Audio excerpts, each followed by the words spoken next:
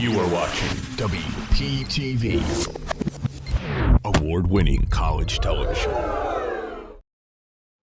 Welcome back to the desk. The NBA is getting closer and closer to the playoffs. And here to chat about all things basketball is the wonderful Bijan, Pulley, J.J. Woodards, Matt Goldman, and Rico Alcazar. The Knicks made two big trades this offseason by trading for Mikal Bridges and Karl Anthony Towns, and it got them the third seed in the East. Matt, going to you as a resident Knicks fan here, what is the ceiling for the Knicks? Can they make a deep playoff run? Absolutely. The New York Knicks are going to make a monster playoff run. Will they be in the finals? Who knows?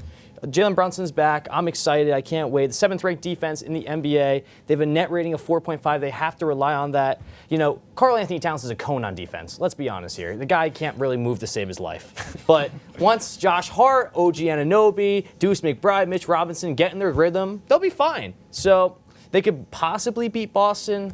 You know what? You know, they are going to beat Boston. So Knicks are going to make a run. This guy knows what he's talking about over here. He's good. He's good. This guy knows what he's talking about. JJ, I'll go to you here. Well, hopefully I do too, because I'm gonna agree with Matt. I think the Knicks can make a defensive playoff run. Karl Anthony Towns is having the best year of his career right now. You have Jalen Brunson, you have Josh Hart, you have OG Anunoby. I forget the other guy that starts, but still, Mikal Bridges. But they have a starting five that can compete with Celtics, that can compete with the Cavs. So I think they can make a deep playoff run. Yeah, I have to say, you're not as good as Matt Goldman with your answer for this question. He's a resident Knicks fan, so that's I'm a delusional Knicks fan. Anyway, Rico, I'll go to you here. JJ, you said they have a good roster that can make a deep run, but their bench is not deep at all. Tibbs runs a 7-man rotation. Who's going to come off that bench? McBride? Okay, after that, Cam Payne.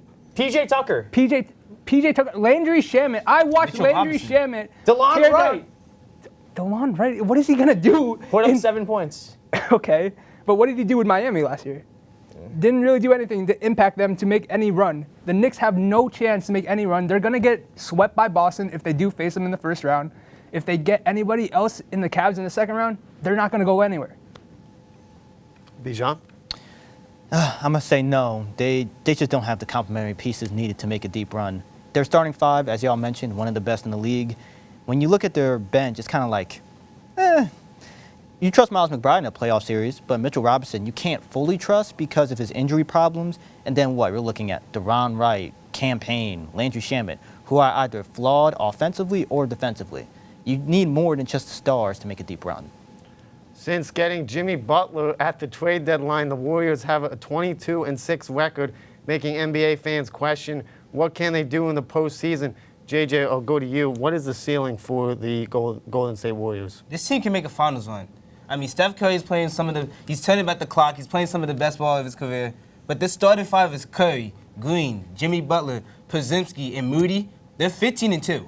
So ever since that lineup has been starting, they've been playing good basketball. So who am I to say they can't make the finals?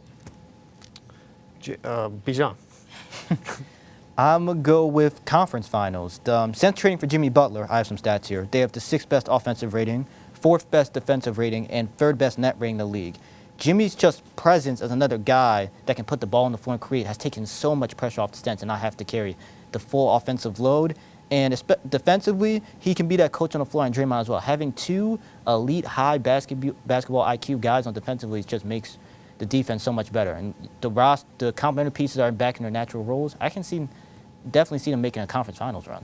Of course, Mr. Analytics has stats. Why wouldn't? It was only 2 stats. Yeah, he's an enthusiast over here. He knows the game. Goldie. Conference semifinals for the Warriors. Listen, it's a good core you have with Curry, Jimmy Butler, and Draymond, but the Rockets, the Lakers, and the Thunder are just too much for them. I mean, I could see them beating the Clippers. I could see them beating the Nuggets, but I don't know. It's the best team they've had since their 2022 championship run, but nonetheless, I think adding Jimmy's been a positive, but other teams are better. Where you go? What's the ceiling for the Warriors? I got to agree with that. Second round exit. The Warriors, they're in the play-in right now. I don't know where you're getting finals, conference finals. How are they going to get there if they're still in the play-in? They can get eliminated out of the playoffs right now if the play-in does not go well. The Warriors, I get it. Steph Curry, he's kind of going off. But Draymond Green is not as good as he was in 2022. Podziemski as your third option is not going to work out to make a finals run. He's been on fire in April. Brandon Podziemski will be like chill once he like reaches playoffs because he's not ready to become that third option for them. What about playoff Jimmy though? I was just about to say that. What happens to playoff Jimmy? Playoff Jimmy has not been anywhere near what we expect him to be since that 2022 run. Watching the playoffs, playoff Jimmy always shows up. That's just hometown bias because you like Yeah, exactly. No, it is. He always shows up. Another coach fights the Nuggets in the Western Conference with the Nuggets firing their head coach on Tuesday, Michael Malone, who has been the head coach of the team for more than 10 seasons. Rico, go to you. Why did they let him go? He was just an easy scapegoat for ownership to put the blame on. The Nuggets, their problem was that the ownership didn't want to spend money to make their team good. So then they were like, you know what, Michael Malone, get out of here because you can't run any rotations that we gave you. So they just said, hey, look, you're the scapegoat. They fired their GM. Those two were clashing heads with each other anyways. But right now, the Denver Nuggets, they have no depth. They have no bench rotation. I don't know what they're doing. It was very random that Michael Malone got let go. Bijan? I have to go with, he just lost the locker room. Christian Brown said in the post-game press conferences, said the coaches put us in good spots. They make sure to tell us where we're at and what we're doing. We just got to execute on the court better. Then 2 days after that, Mike Malone called out the team for not playing with pride and saying that some players don't watch film. And then what was their response? They lost 5 of their next 8 games. When that happens, that means what Mike Malone is saying to the players is going through one ear and out the other, like when my professors are talking. And now, once you lose the locker room, it's just over like that. There's no way to go from there. I just want to say one of your professors just happened to be listening right now, so. Not Aldo. He's the GOAT. Anyway, Golio, Quick go thing to to you. say. It's a lack of opportunity for the youth. I get Christian Brown, Peyton Watson, Julian Strother, getting these minutes in the lineup. But other than that, DeAndre Jordan is still playing in 2025. That is a problem. I would have PJ Hall. I have Hunter Tyson. You know what? I'd get Dwight Howard, who was recently inducted into the Hall of Fame to play center before I want DeAndre Jordan. Then again, he's really relying on the veterans, whether it's Aaron Gordon, Michael Porter Jr., KCP when he was there. I just don't think he should have been fired personally, but he is relying a ton on that, the older crowd. JJ. I'm going to just go with his coaching style. Mike Malone is an old school head coach, so he holds his players accountable. He criticizes them in the media. And for players that make way more money than Mike Malone does, that's not going to cut it in this modern day of basketball. Now, in my opinion, should he have been fired? No. This is 3 games before the playoffs. This team, this roster, like Rico said, isn't good. So it got to be his coaching style. I don't know. This is just a dumb fire. I don't know what we're doing. The MVP race has been one for the ages with Shai Gilgeous-Alexander and Nikola Jokic having historic seasons. Both have been the top 2 favorites for the award for the entire season, but now it's time to pick your winner. Bijan, I feel like the price is right. Bijan, I'll go to you. Who's winning the NBA MVP? Well, that's tough because they're both putting incredible numbers. Shai on this season is averaging 32 points and 6 assists per game while shooting 51% from the field and 35% from deep, while Jokic is averaging almost 30 points per game. We can round up, though. It's 30. And 10 assists per game while shooting 57% from the field and 41% from deep. Both have really great arguments, so it's tough. That's why it's one for the ages. Goalie, I'll go to you here. Who's winning? Nikola Jokic. Does Nikola Jokic deserve it? Absolutely. You're putting up 30, 13, and 10 a game. I mean, come on. 58% from the field, 41% from the three-point line, 81% from the charity strike. It doesn't matter if he doesn't have aura. I don't care.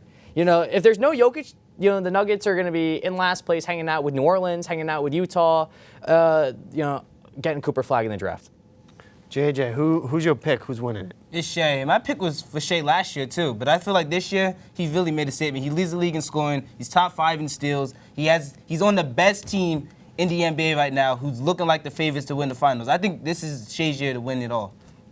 Rico, talk to me. Who's your pick? Give me that free throw merchant, SG aura. Shai, he has a bunch of aura. He's really good. His game has elevated the Thunder. Just overall, he just makes a great impact for that team, and he just proves why he's the most valuable player. So your argument is aura? Yeah. Okay, valid. And he shoots free throws. Because a 7-foot Serbian doesn't have aura? I mean, he doesn't even want to play basketball. To be fair, Put up 30, 13, and 10. to be fair, the other guy scored 30 and 64% of his games, so on great efficiency. 13 rebounds and 10 assists. That's pretty darn good. It's getting like voter fatigue at this point. But Yeah, I think I'm going to take Nikola Jokic as my pick for the MVP. Thanks, Coop. Good pick, Coop, but unfortunately it's not going to happen. Okay. No not gonna Karl happen. Anthony Towns? no, No. no. And I did pick a Nets player. That's surprising.